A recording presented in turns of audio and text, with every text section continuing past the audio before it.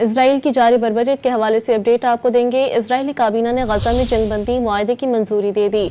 जंगबंदी और यरगमाली के तबादले के मुआहदे का इतलाक कल होगा।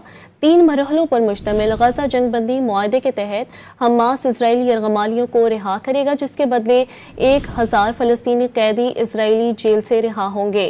इसराइल ने पहले मरहले में हमास की कैद से रिहाई पाने वाले 33 इसराइलियों की तस्वीर जारी कर दी हैं। अमरीकी वज़ीर ख़ारजा ने दावा किया कि पहला रिहा होने वाला इसराइली यरगमाली अमरीकी निजात शहरी होगा।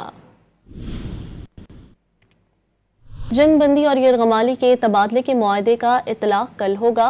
3 मरहलों पर मुश्तमिल गजा जंगबंदी मुआहदे के तहत हमास इसराइली यरगमालियों को रिहा करेगा, जिसके बदले 1000 फ़लस्तीनी कैदी इसराइली जेल से रिहा होंगे। इसराइल ने पहले मरहले में हमास की कैद से रिहाई पाने वाले 33 इसराइलियों की तस्वीर जारी कर दी हैं। अमरीकी वज़ीर ख़ारजा ने दावा किया कि पहला रिहा होने वाला इसराइली यरगमाली अमरीकी निजात शहरी होगा।